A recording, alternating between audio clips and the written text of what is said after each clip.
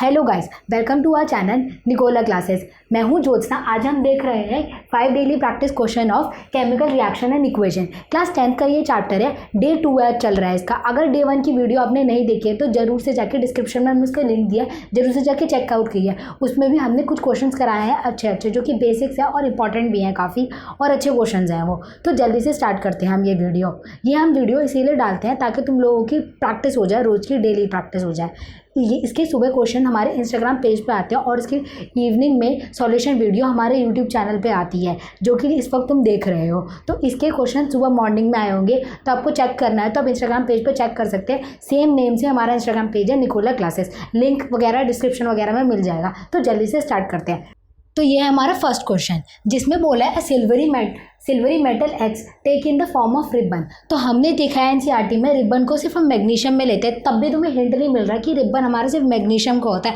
हमने स्टार्टिंग में ही एनसीईआरटी में ये चीज़ पढ़ी थी कि सिर्फ मैग्नीशियम का रिबन होता है।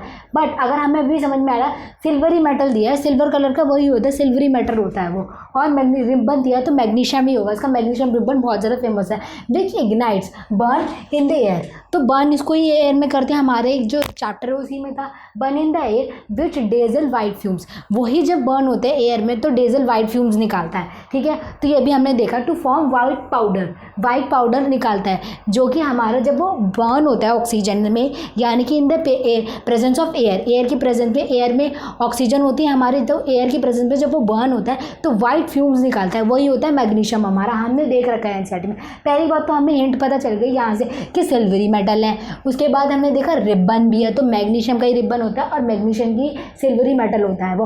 और फिर जब वो बर्न होता है और वो ऑक्सीजन की प्रेजेंस में, तो वो वाइट फ्यूम्स दे रहा है, वाइट फ्लेम्स दे रहा है। तो वाइट फ्लेम्स तो मैग्नीशियम ही देता है। तो और फिर फॉर्म करो, टू फॉर्म वाइट पाउडर, तो वाइट पाउडर दे रहा है। उसके बाद वो वाइट पाउडर बना रहा है। तो हमने देखा है कि इसी के रिजल्ट में वाइट पाउडर बनता है। तो वो रिएक्शन होगी क्या, रिएक्शन देखते हैं। अगर हमने Mg को O2 के साथ रिएक्ट करवाया in the presence of air, यानी कि O2 से रिएक्ट हो रहा है वो, ठीक है। तो O2 से रिएक्ट हो रहा है तो MgO बना लेगा यहाँ पर, MgO। अगर हम इसे बाद में बैलेंस करेंगे तो हमारा क्या होगा, यहाँ पे 2 ऑक्सीजन है पर यहाँ पे 2 ऑक्सीजन नहीं है, तो यहाँ पे 2 ऑक्सीजन करेंगे, ऑक्सीजन को बैलेंस करना होता है। अब यहाँ पे 2 मैग्नीशियम हो गए तो 2 मैग्नीशियम यहाँ पे भी आएंगे। तो इससे हमें क्या पता चल रहा है कि मैग्नीशियम ही था, वो ऑक्सीजन की प्रेजेंस में बर्न हुआ तो MgO बनाया, जो कि वाइट पाउडर होता है हमारा। ये होता है हमारा वाइट पाउडर, ये हमारा वाइट पाउडर होता है। तो यहाँ से क्या पता चल गया, यानी कि यहाँ बोल रहा था एक्स जब बर्न होता है O2 की प्रेजेंस में गिव्स करता है वाई, तो वाई क्या हो गया हमारा MgO और एक्स क्या होगा Mg, ठीक है। तो Mg यहाँ से पता चल गया हमें क्या हुआ, MgO कैसा है, Mg प्लस O2 की MgO ही तो देगा और क्या देगा, ठीक है। और वो वाइट कलर की भी होता है, हमें ये भी पता है। तो ये Y दे रहा था, X जब O2 के साथ रिएक्ट कर रहा था Y दे रहा था। तो यहाँ पे Mg जब O2 के साथ रिएक्ट हो रहा है, हमें पता चल गया था X Mg है, तो Mg जब O2 के साथ दे रहा है तो MgO दे रहा है, तो Y क्या होगा MgO होगा यहाँ पर, ठीक है। अब वो फर्दर कह रहा है वेन, तो हमें यहाँ पे पता चल गया फर्स्ट क्वेश्चन का आंसर कि X जो होगा हमारा वो होगा Mg। तो ए पार्ट का आंसर हो गया हमारा Mg, ये होगा Mg। फिर बोल रहा है what is the powder Y powder क्या होगा, जो वाइट कलर का पाउडर बनेगा वाई, वो होगा MgO, मैग्नीशियम ऑक्साइड। ये कैसे बना ये भी थोड़ा समझा देते हैं। Mg की वैलेंसी होती है +2, O2 की वैलेंसी होती है -2। ये इस पे गया, ये इस पे गया, ठीक है। तो Mg2O2 बन गया, तो ये कट जाता है तो MgO बन जाता है। अब उसके बाद हमने देख लिया MgO बन गया वाइट पाउडर। अब वो बोल रहा है when water is added to the white powder. अब वाइट पाउडर यानी कि वाई के अंदर हमारे जो वाइट पाउडर है उसके अंदर वो वाटर को ऐड कर रहे हैं। It dissolve partially to form an another substance, तो वो पार्शली डिजॉल्व हो जाएगा और एक अनदर सब्सटेंस बनाएगा जिसका नाम होगा Z यहाँ पर, उससे पहले हमारे कुछ पार्ट्स और है, उनके मैं क्वेश्चन लिख लेती हूँ जिससे कि मैं सॉल्व करने में थोड़ी आसानी रहेगी।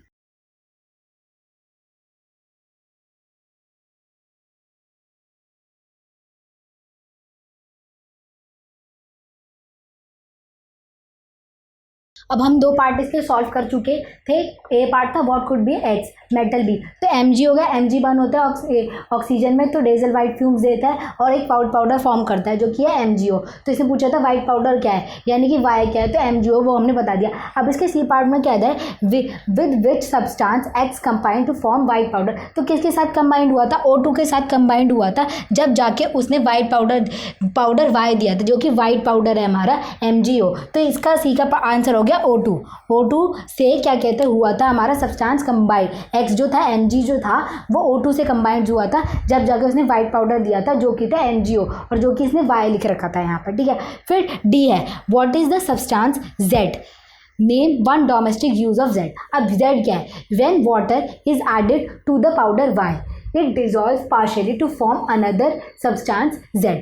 तो अब क्या कर रहे हैं, जो Y है उसको वाटर में डिजॉल्व करवा रहे हैं, उसके बाद हमारा जो है वो पार्शियली डिजॉल्व हो जाएगा, उसके बाद हमारा अनदर कंपाउंड बनेगा जो कि Z होगा, वही हमें निकालना। तो इसके लिए हमें क्या करना पड़ेगा, केमिकल रिएक्शन जो हमारा ये Y है उसको हमें क्या कहते हैं H2O से रिएक्ट करवाना पड़ेगा वाटर से, क्योंकि वाटर में ही तो डिजॉल्व कर रहे हैं ना हम, तो H2O से रिएक्ट कराते हैं, देखते हैं क्या प्रोडक्ट बनता है। तो अब जो हमारा MgO है उसे हम रिएक्ट करवाएंगे वाटर के साथ, तो वाटर के साथ रिएक्ट करवाएंगे जब हम, तो क्या बनेगा, यहाँ पे बन जाएगा जैसे हमारे पास 2 O हो गए, 2 H हो गए और Mg हो गया, तो हमारा बन जाएगा MgOH होल ट्वाइस, मतलब मैग्नीशियम हाइड्रोक्साइड। कैसे बना ये मैग्नीशियम हाइड्रोक्साइड, सबको पता है हाइड्रोक्साइड की वैलेंसी होती है -1 और Mg की वैलेंसी होती है यहाँ पर 2+2, ठीक है। तो अगर हम इसे करेंगे यहाँ पे Mg+2 और OH -1, तो हमें यहाँ पे चाहिए होगा MgOH होल ट्वाइस, यानी कि OH के 2 मॉलिक्यूल चाहिए होंगे,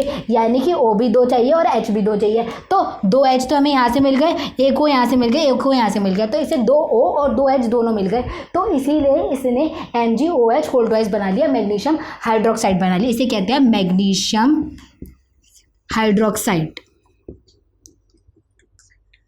तुमने बहुत बार इसका नाम सुना होगा मैग्नीशियम हाइड्रोक्साइड का। तो जब हमने MgO वाइट पाउडर को जो कि हमारा Y था उसको वाटर से रिएक्ट करवाया यानी कि डिजॉल्व करवाया, तो हमारा Z प्रोडक्ट बना जो कि क्या है MgOH होल ट्वाइस है, मैग्नीशियम हाइड्रोक्साइड। तो Z सब्सटेंस क्या हो गया, MgOH whole twice, MgOH whole twice हमें यहाँ से पता चल गया जो कि है magnesium hydroxide. Name one domestic use of Z। अब बोलो नेम डोमेस्टिक यूज़ क्या होगा उसका, डोमेस्टिक यूज़ ये होता है उसका, ये जो है एंटासिड की तरह काम करता है। एंटासिड वो होते हैं जो एसिड जो बनता है हमारे पेट में, जब हम इंडाइजेशन हो जाती है हमें, तो हमारे पेट में एसिड बन जाता है बहुत सारा, तो उन एंटासिड्स को यूज़ किया जाता है उस एसिड को न्यूट्रलाइज करने के लिए। तो ये एंटासिड्स के तौर पर काम करता है, तो हमारी इंडाइजेशन को वो करता है, रिलीफ देता है हमें, जो हमारी इंडाइजेशन हो जाती है इसको रिलीव करता है, एंटासिड की तरह काम करता है। ये हो गया हमारा डोमेस्टिक यूज इसका, ठीक है।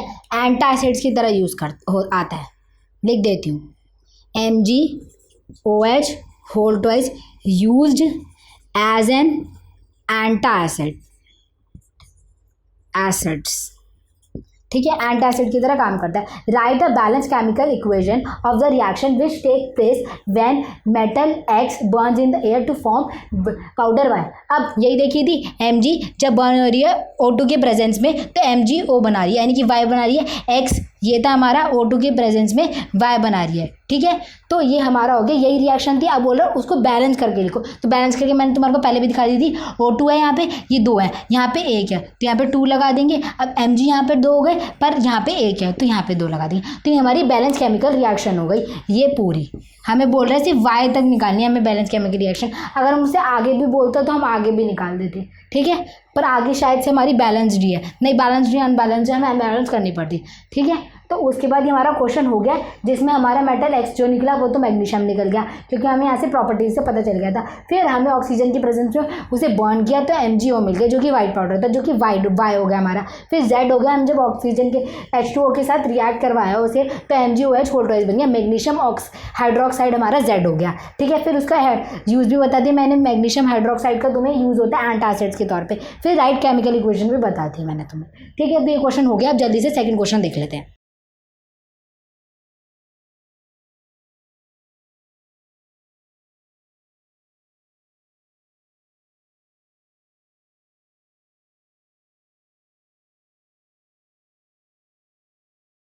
तो ये है हमारा second question, why does the colour of copper sulphate solution changes when an iron nail is kept emerge in it. अब सबसे बड़ी बात, इमर्ज का मतलब क्या है? इमर्ज मतलब है उसके अंदर डुबाए रखते हैं जब हम नेल को। तो कहना क्या जा रहा है, जब हमारा कॉपर सल्फेट का एक सॉल्यूशन होता है उसमें जब हम नेल को डाल के रखते हैं तो उसका जो कलर होता है, पहले तो कॉपर सल्फेट का सॉल्यूशन का कलर होता है हमारा ब्लू जो कलर होता है हमारा वो ग्रीन के अंदर चेंज हो जाता है जब हम आयरन नेल को उसके अंदर कैप्ट करके रखते हैं, इमर्ज करके रखते हैं तो ग्रीन के अंदर चेंज हो जाता है। तो वो कह रहा है क्यों होता है ये चेंज, तो हम रीज़न देख लेते हैं क्यों होता है चेंज। तो हमारे को आयरन जब हम कॉपर सल्फेट सॉल्यूशन में डाल के रखते हैं तो हमारे को मिलता है FeSO4 प्लस कॉपर। ये क्या होता है, Fe जो है मोर रिएक्टिव होता है एज़ कम्पेयर टू कॉपर। तो ये क्या करता है, इसे यहाँ से डिस्प्लेस कर देता है और FeSO4 बना लेता है और कॉपर को बाहर फेंक देता है, तो कॉपर बाहर चला जाता है। तो ये होता है हमारा ब्लू कलर का बाय डिफ़ॉल्ट। जो कॉपर सल्फेट का सॉल्यूशन होता है वो ब्लू होता है और फेरस सल्फेट का सॉल्यूशन जो होता है उसका कलर होता है हमारा ग्रीन, लाइट ग्रीन कलर का होता है ये, लाइट ग्रीन। तो कह रहे हैं यहाँ पे कलर चेंज हो क्यों जाता है, हो इसीलिए जाता है ये जो आयरन है इसे डिस्प्लेस कर देता है और FeSO4 बना लेता है, तो ब्लूइश कलर जो होता है उसका फेड हो जाता है और ग्रीनिश कलर आने लग जाता है जो कि फेरस सल्फेट बन जाता है वहाँ पे और कॉपर को बाहर निकल देता है। और जो नेल है, नेल के ऊपर ब्राउन ब्राउन का कलर का पाउडर चढ़ जाता है जो कि होता है हमारा कॉपर। रेडिश ब्राउन कलर का एक पाउडर चढ़ जाता है जो कि हमारा कॉपर होता है, वहाँ पर रेडिश ब्राउन कलर का नेल पे कॉपर पाउडर चढ़ जाता है। तो हमारा ये होता है, इसीलिए क्या कहते हैं हमारा कलर चेंज कर देता है ये। जैसे अगर मैं तुम्हें दिखाऊं, बीकर में हमारे एक कॉपर सल्फेट सॉल्यूशन है, हमने इसके अंदर नेल रखा तो होगा क्या, ये सॉल्यूशन बनने लग जाएगा फेरस सल्फेट का, FeSO4 का, और जो कॉपर होगा इस नेल के ऊपर चढ़ने लग जाएगा, यहाँ पे ये चढ़ जाता है और ये कॉपर बन जाता है। तो नेल होती है बाय डिफ़ॉल्ट ग्रे कलर की, पर वो उसके बाद जब रिएक्शन हो जाती है, उसके बाद जब हम कैप इमर्ज कर देते हैं तो इन दोनों के बीच में रिएक्शन हो जाती है, तो क्या होता है यहाँ पे रेडिश ब्राउन कलर चढ़ जाता है नेल के ऊपर। तो हुआ क्या, इसमें रिएक्शन कौन सी हो रही है, डिस्प्लेसमेंट रिएक्शन हो रही है हमारे यहाँ पर, डिस्प्लेसमेंट, क्योंकि आयरन ने कॉपर को डिस्प्लेस करके बाहर फेंक दी यहाँ पर, तो डिस्प्लेसमेंट रिएक्शन हो रही है, याद रखना है। अब जल्दी से नेक्स्ट क्वेश्चन देख लेते हैं। आई होप तुम्हें समझ में आया, नहीं समझ में आया तो कमेंट बॉक्स में पूछ लेना या इंस्टाग्राम पे भी पूछ सकते हो।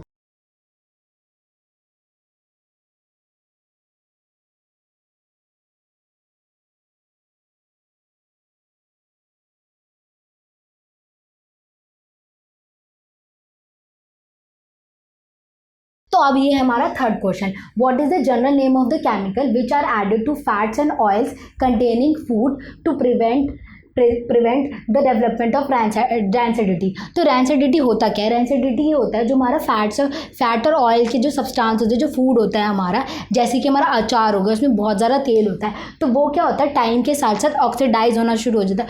ऑक्सीडाइज होने की वजह से, क्योंकि ऑक्सीजन हमारे एटमॉस्फेयर में प्रेजेंट है, वो ऑक्सीडाइज कर देती है उसे फूड को, उस ऑक्सीडेशन की वजह से जो हमारा फूड होता है वो सड़ना शुरू हो जाता है, सड़ जाता है, ख़राब हो जाता है, तो उसमें से स्मेल आनी शुरू हो जाती है और वो हमारे खाने के लायक नहीं रहता, उसमें बैक्टीरियाज डेवलप हो जाते हैं, वो हमारे ऑक्साइड हो जाता है बेसिकली। तो क्या हम डालते हैं उसमें, कौन सा केमिकल हम यूज़ करते हैं उसको प्रिवेंट करने के लिए, क्योंकि जो तुमने देखा होगा बाज़ार से जो अचार आते हैं वो तो ख़राब नहीं होते, उनकी एक्सपायरी होती है 12-12 महीने 2-2 साल की। कैसे होती है वो, इसीलिए होती है क्योंकि वो केमिकल डालते हैं उसके अंदर, केमिकल्स डाले जाते हैं to prevent the oxidation, oxidation को रोकने के लिए हम प्रिवेंट करने के लिए हम केमिकल्स का यूज़ करते हैं। तो जनरल नेम उस केमिकल का है एंटीऑक्सीडेंट, एंटीऑक्सीडेंट को डाला जाता है, ऑक्सीडाइज करने से बचाना है तो एंटीऑक्सीडेंट्स डाल दिए। एंटीऑक्सीडेंट का मतलब क्या है, ऑक्सीडेशन होने से वो बचाएगा, एंटीऑक्सीडेंट है वो, तो एंटीऑक्सीडेंट्स को ऐड किया जाता है, एंटीऑक्सीडेंट्स को ऐड किया जाता है, एंटीऑक्सीडेंट्स एडेड। तो ये तो हो गया उसका जनरल नाम, एंटीऑक्सीडेंट जनरल नाम हो गया उसको जो हम यूज़ करते हैं। पर हम दो मोस्ट फेमस जो हैं दो केमिकल्स वो यूज़ करते हैं प्रिवेंट करने के लिए रैंसिडिटी, वो है BHA और BHT,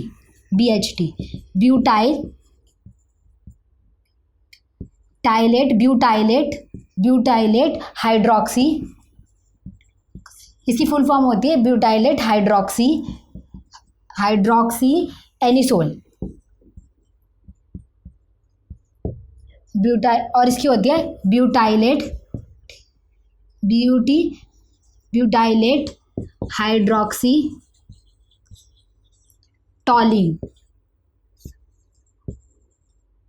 टॉलिन और एनिसोल जो होते हैं हमारे, ये बेंजीन रिंग के कंपाउंड होते हैं। अगर तुमने 11th में साइंस ली तो तुम्हें 12th में ये पढ़ाया जाएगा कि टॉलिन और एनिसोल होता है क्या ऑर्गेनिक केमिस्ट्री में।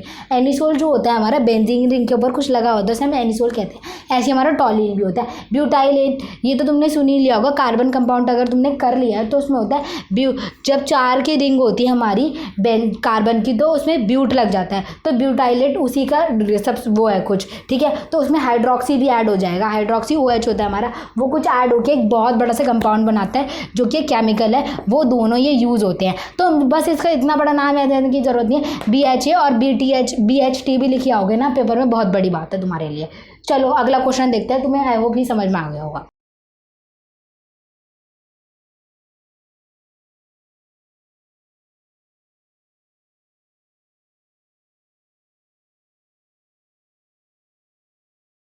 तो ये हमारा 4th क्वेश्चन। उससे पहले मैं तुम्हें एक बात बताना चाहती हूँ कि अगर तुमने सब्सक्राइब नहीं किया, फॉलो नहीं किया है इंस्टाग्राम पे और इस चैनल को सब्सक्राइब नहीं, तो जल्दी से सब्सक्राइब कर लो, बहुत सारा कंटेंट आने वाला है। और लाइक करो अगर वीडियो अच्छी लग रही है तो, और अपने फ्रेंड्स के साथ शेयर करो। अगर तुम्हें हेल्प मिल रही है तो दूसरों को क्यों ना हेल्प मिले, उनके भी अच्छे मार्क्स आने चाहिए, सबका भला होना चाहिए। चलो जल्दी से 4th क्वेश्चन देख लेते हैं। तो कह रहा है what type of chemical reaction take place when a magnesium wire burn in air. तो हमारे पास टाइप्स ऑफ रिएक्शन है, यहाँ पे बोल रहा है टाइप्स ऑफ रिएक्शन कौन सी है इनमें, जब हम इसे बेयर करेंगे तो हमारे पास टाइप्स ऑफ रिएक्शन है। जैसे डिकम्पोजिशन रिएक्शन होती है, कॉम्बिनेशन रिएक्शन होती है, डिस्प्लेसमेंट रिएक्शन होती है, डबल डिस्प्लेसमेंट रिएक्शन होती है, exothermic, endothermic, redox, oxidation, reduction, बहुत सारी टाइप्स ऑफ रिएक्शन होती है हमारे पास। मेन हमारे पास जो स्टार्टिंग में मैंने बोली वही है। तो यहाँ पे हो क्या रहा है, कौन सी टाइप ऑफ रिएक्शन बन रही है हमारी, तो वो हमें यहाँ पे बताना है। तो सबसे पहले बोल रहा है मैग्नीशियम, ए पार्ट में कह रहा है मैग्नीशियम, जब मैग्नीशियम की जो वायर है वो बर्न होती है एयर में, तो क्या कहते हैं कौन सी रिएक्शन होती है। तो मैग्नीशियम जब हमारा बर्न हो रहा है एयर में तो क्या बनाएगा, MgO बनाएगा। बहुत सिंपल सी बात है, Mg जब O2 के साथ रिएक्ट होता है तो MgO बना लेता है वो। तो अगर हम इसे बैलेंस करेंगे तो हमारे यहाँ पे 2 आ जाएगा क्योंकि O2 हो जाएंगे यहाँ पे, और फिर मैग्नीशियम भी यहाँ पे 2 हो जाएगा क्योंकि ऑक्सीजन को सबसे पहले चेक करते हैं। तो यहाँ पे हुआ क्या, 2 डिफरेंट रिएक्टेंट से और एक प्रोडक्ट बन गया। यानी कि ये होता किसमें, कॉम्बिनेशन रिएक्शन होता है, जब हमारे पास 2 रिएक्टेंट्स होते हैं और एक प्रोडक्ट बन जाता है, यानी तो दोनों का कॉम्बिनेशन हो गया, इसीलिए इसे कॉम्बिनेशन रिएक्शन बोलते हैं। तो ये कॉम्बिनेशन रिएक्शन हो गई हमारी, कॉम्बिनेशन, ठीक है। और यहाँ पे कह सकते हैं जो Mg है उसकी ऑक्सीडेशन हो रही है, ऑक्सीडेशन हो रही है, Mg की ऑक्सीडेशन हो रही है। ऑक्सीडेशन होता क्या है, ऑक्सीजन का ऐड होना, तो वही ऑक्सीडेशन होता है। तो ऑक्सीजन के ऐड हो रही है यहाँ पर, तो ऑक्सीडेशन रिएक्शन भी कह सकते हैं इसे, ऑक्सीडेशन रिएक्शन। पर हम मेन बोलेंगे टाइप ऑफ रिएक्शन है वो कॉम्बिनेशन रिएक्शन। अगर ऑक्सीडेशन भी लिख दोगे एक्स्ट्रा में तो अच्छी बात है, पर मेन कॉम्बिनेशन है क्योंकि मेन हमारे पास 4 ही रिएक्शन थे, combination, decomposition, displacement, double displacement, ठीक है। ये मेन नहीं है, जो ऑक्सीडेशन वगैरह ये मेन नहीं है। अब बी पार्ट में क्या कह रहा है, बी पार्ट में कह रहा है लाइमस्टोन इज हीटेड। लाइमस्टोन को जब हीट करेंगे तो सबसे पहले तुम्हें पता होना चाहिए, बच्चों को यही नहीं पता होता, वो इसी में कंफ्यूज हो जाते हैं कि लाइमस्टोन है क्या भला। तो सबसे पहले ये पता होना चाहिए, तभी तो तुम इसे हीट करोगे। या यही नहीं पता कि लाइमस्टोन है क्या भला, तो इसे हीट कैसे करोगे। तो लाइमस्टोन होती है हमारी CaOH CaCO3 होती है, CaOH मैंने गलती से बोल दिया, CaCO3 होती है। अब मैं बला बोले जा रही हूँ, तुम बोलोगे पता नहीं दीदी क्या क्या बोले जा रही है, तो इसीलिए मुझे थोड़ी हंसी आ गई, उसकी वजह से मेरा ध्यान भटक गया, इसलिए मैं COH बोल दिया। CaCO3 होता है हमारा लाइम स्टोन, ये होता है हमारा लाइम स्टोन, जो कि हमारा, इसको हमारा नाम देते हैं हम कैल्शियम कार्बोनेट। ये तो हम सबको पता है कि कैल्शियम कार्बोनेट होता है, तो कैल्शियम कार्बोनेट को ही हम कहते हैं लाइमस्टोन। तो लाइमस्टोन जब हीट होता है, यानी कि हम इसे हीट दे रहे हैं, जब हम किसी चीज़ को हीट देते हैं तो क्या होता है, या तो वो टूटती है या बनती है। अब यहाँ पे एक ही रिएक्टेंट है, तो ये तुम्हें आइडिया लग रहा है, अब एक ही रिएक्टेंट हो तो ये टूटेगा ऑब्वियस सी बात है। अगर 2 रिएक्टेंट होते तो एडिशन और टूटने दोनों का बन सकता था, पर यहाँ पे तो एक ही है, तो टूटेगा ही टूटेगा। तो ये हीट जो जब देते हैं तो ये टूट जाता है, CaO प्लस CO2 में। CO2 गैस बाहर निकल जाती है, जिसे हम कार्बन डाइऑक्साइड गैस कहते हैं, वो बाहर निकल जाती है। और CaO का नाम तुमने सुना ही होगा, क्या होता है इसका नाम, जल्दी बोलो, इसे कहते हैं हम लाइम। बिल्कुल सही बोला, लाइम। और इसका केमिकल नाम क्या होता है, कैल्शियम मोनोऑक्साइड। बिल्कुल सही बोला तुम लोगों ने, कैल्शियम मोनोऑक्साइड।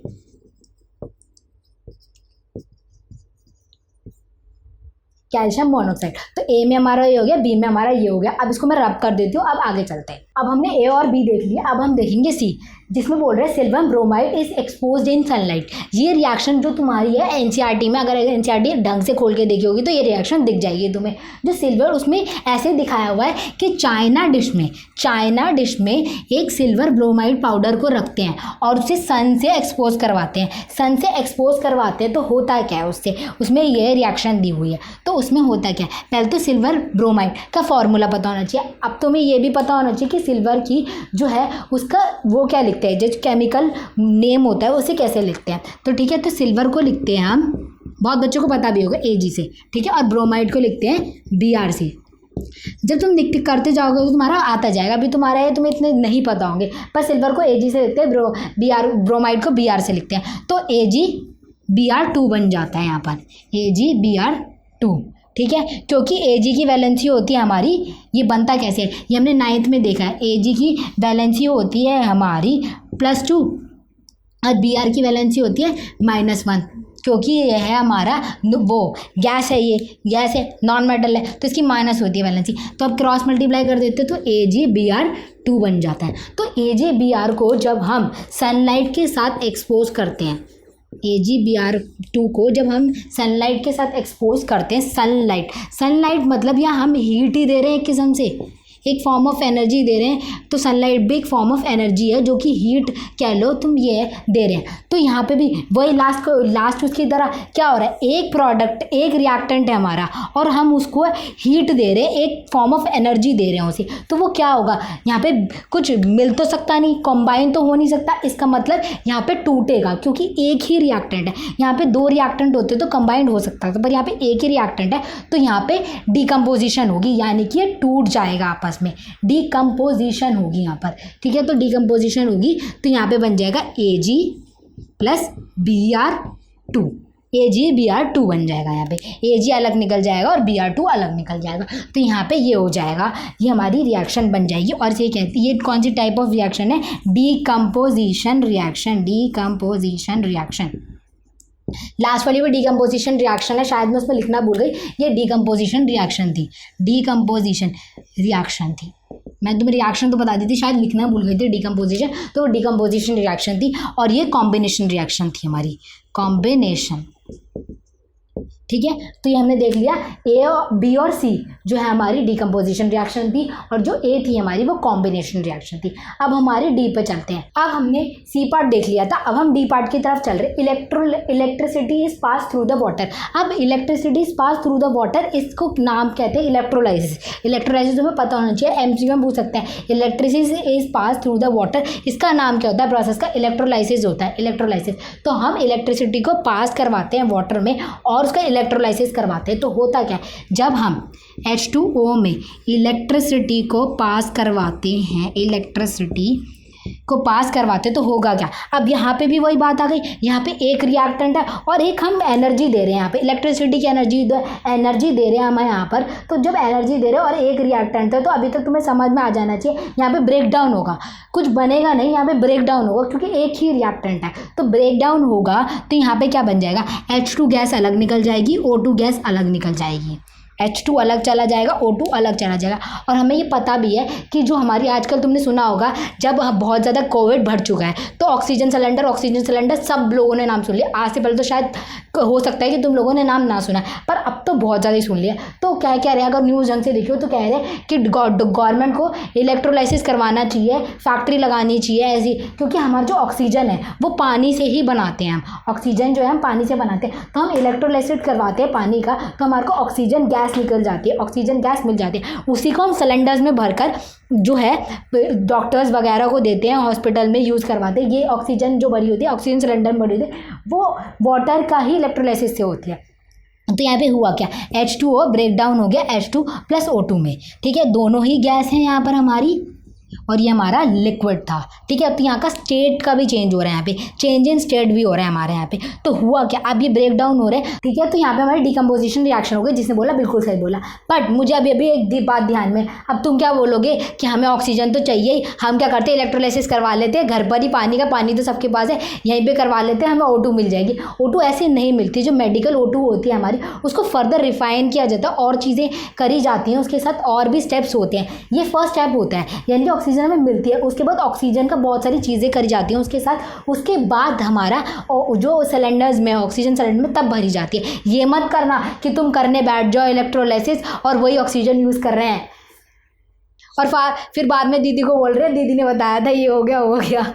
तो तुमने देखा होगा जो स्टीमर्स होते हैं घर में, अभी बोल रहे हैं कि कोविड का टाइम चल रहा है, वेपर लो, स्टीम लो, स्टीम लो, स्टीम लो, जिससे कि तुम्हारी जो नोजल्स होंगी वो खुलेंगी, नोजल्स नोज़ की वो जो खुलेंगी वो वहाँ पर। तो वो कह रहे हैं उसमें होता क्या है, हम वाटर भरते हैं उसी में, जो स्टीमर होता है उसमें हम वाटर भरते हैं और इलेक्ट्रिसिटी को पास करवाते हैं, पर वहाँ पर तो ऑक्सीजन नहीं निकलती। क्यों नहीं निकलती, वहाँ पर तो वेपर्स निकलती है पानी की, हमारी वेपर के फॉर्म में हो जाता है, क्योंकि जो हमारा लिक्विड में होता है, वो जो वाटर लिक्विड में होता है वो वेपर के फॉर्म में कन्वर्ट हो जाता है। उसमें तो हमें ऑक्सीजन नहीं मिलती। तो मतलब प्रोसेस थोड़ा अलग होता है, उसमें अलग अलग चीज़ें करी जाती है। हमारा इलेक्ट्रोड लगाया जाता है बिल्कुल, जिस पे वो अलग अलग इलेक्ट्रोड पे जाते हैं, वो पूरा प्रोसेस तुम्हारा शायद बुक में भी दिया हुआ है। यहाँ पे होता है कि एक बीकर होता है, ठीक है, उसमें पानी डाला जाता है, फिर 2 इलेक्ट्रोड होते हैं, इलेक्ट्रोड, कैथोड और एनोड, वो तुम्हें 11th में 12th में बहुत अच्छे से पढ़ाएंगे। फिर यहाँ पे एक इकट्ठी हो जाती है, यहाँ पे इकट्ठी होती है, फिर उसको अलग करा जाता है, मतलब थोड़ा प्रोसेस अलग होता है उसका। तो फिर अगला क्वेश्चन देखते हैं। अब हम ई पार्ट देख रहे हैं, उसमें क्या है, ammonia and hydrogen chloride are mixed. तो अमोनिया और हाइड्रोजन क्लोराइड को मिक्स कर रहे हैं हम यहाँ पर। तो अमोनिया क्या होता है, अमोनिया जो है बहुत ज़्यादा फर्टिलाइजर में यूज़ होता है, तुम बचपन से पढ़ते आ रहे हो फर्टिलाइजर। तो इसका केमिकल फॉर्मूला होता है NH3 तुमने सुना भी होगा। तो हाइड्रोजन क्लोराइड तो बहुत बार सुन लिया, अब तो HCl होता है, ठीक है। अब इन दोनों को मिक्स कर रहे हैं, तो होगा क्या, NH3 प्लस HCl को जब हम मिक्स करेंगे तो क्या बनेगा, हमारा बन जाएगा यहाँ पे NH4Cl बन जाएगा, अमोनियम क्लोराइड। अमोनियम इसे कहते हैं अमोनियम क्लोराइड। तो अमोनियम क्लोराइड क्यों बोलते हैं यहाँ पर हम, अमोनियम क्लोराइड इसे इसीलिए बोलते हैं क्योंकि जो NH4 प्लस होता है हमारा जो कटायन होता है, ये कटायन फॉर्म कर लेता है NH3, अमोनिया जो है H के साथ फॉर्म कर लेता है कटायन, जिसमें पॉजिटिव चार्ज होता है उसे कटायन कहते हैं। तो कटायन फॉर्म कर लेता है, जिसको नाम दे देते हैं अमोनियम, क्योंकि अमोनिया से ही बना है तो इसको नाम दे दिया अमोनियम। तो अमोनियम इसका नाम हो गया और क्लोराइड इसके साथ जुड़ गया तो ये अमोनियम क्लोराइड बना लेते हैं। अमोनियम क्लोराइड बनाया कैसे, NH4Cl है इसके ऊपर और Cl के ऊपर -1, तो ये आपस में दोनों बॉन्ड बना लेते हैं, ठीक है। अब हम कंटिन्यू करते हैं क्वेश्चन नंबर 5 पे।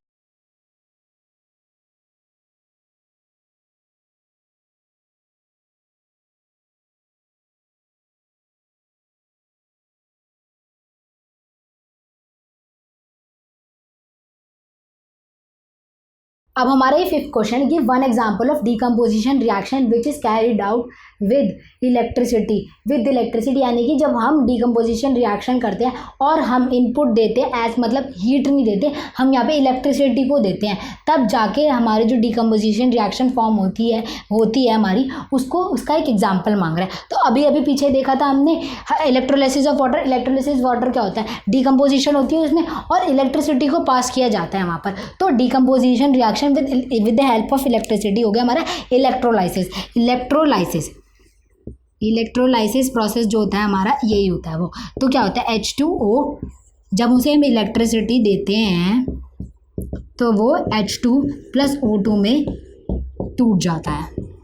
तो डिकम्पोजिशन हो रही है, डिकम्पोजिशन क्या होता है, टूटना किसी चीज़ का। तो यहाँ पे डिकम्पोजिशन रिएक्शन हो रही है जो कि इलेक्ट्रिसिटी की मदद से हो रही है। अब तुमने देखा होगा most of the decomposition reaction होती है उसमें हमें कुछ एनर्जी किसी भी फॉर्म में हो, चाहे वो इलेक्ट्रिसिटी किसी भी सनलाइट की फॉर्म में, इलेक्ट्रिसिटी की फॉर्म में, हीट की फॉर्म में देनी पड़ती है तोड़ने के लिए। क्यों, क्योंकि ये स्टेबल है। अब कोई भी चीज़ स्टेबल है, जैसे एक पत्थर है वो स्टेबल है, उसको तोड़ने के लिए तुम्हें ताकत लगानी पड़ेगी ना। तो यहाँ पे एक फॉर्म ऑफ एनर्जी दे रहे हैं उस स्टेबल कंपाउंड को तोड़ने के लिए, तो दे रहे हैं, उसकी वजह से वो टूट रहा है। तो मोस्ट ऑफ दी में हम कोई ना कोई फॉर्म ऑफ एनर्जी यूज़ करेंगे, डिकम्पोजिशन में कोई ना कोई फॉर्म ऑफ एनर्जी यूज़ करेंगे most of the decomposition reaction में। अब बाय अप्लाइंग हीट, एक बोल रहा है बाय अप्लाइंग हीट का एग्जांपल दो, तो जिसमें हीट को हम दे रहे हो और कंपाउंड टूट रहा हो हमारा, तो हमने पीछे ही देखा था CaCO3 जो कि हमारा वो था लाइमस्टोन, बताया तो तुम्हें मैंने लाइमस्टोन को जब हम हीट देते हैं वो CaO प्लस CO2 गैस में कन्वर्ट हो जाता है, ठीक है, CO2 गैस में कन्वर्ट हो जाता है, इसे हम कहते हैं लाइम, बिल्कुल सही बोला तुम लोगों ने, और कैल्शियम मोनोऑक्साइड, और इसे क्या कहते थे, लाइमस्टोन। मैंने तुम्हें थोड़ी देर पहले ही बताया था कि इस बला का नाम लाइमस्टोन है, और इसका जो है कैल्शियम कार्बोनेट, इसका केमिकल फॉर्मूला नाम है कैल्शियम कार्बोनेट। तुम सबने सही पकड़ लिया। अब यही था ये क्वेश्चन, इलेक्ट्रिसिटी की मदद से इलेक्ट्रोलाइसिस हो रहा है, डिकम्पोजिशन इसमें हो रहा है और इसमें हीट की मदद से हो रहा है। तो दोनों एग्जांपल हमने दे दिए एक एक, तो मैंने लास्ट वाला क्वेश्चन थोड़ा इजी रखा था इसीलिए, ताकि तुम अच्छे से कर लो। अब यहाँ ये वीडियो यहीं पे ख़त्म होती है। अब अगर तुमने सब्सक्राइब नहीं करा है चैनल को तो जल्दी से जाके सब्सक्राइब कर लो, और भी वीडियोस ऐसी आती रहेंगी, और फॉलो कर लो निगोला क्लासेस का जो पेज है इंस्टाग्राम पर हमारा, और लाइक करो और अपने दोस्तों के साथ शेयर करो इसे। Thanks for watching this video. तब तक के लिए सेफ रहो, खुश रहो, बाय बाय, मिलते हैं नेक्स्ट वीडियो में।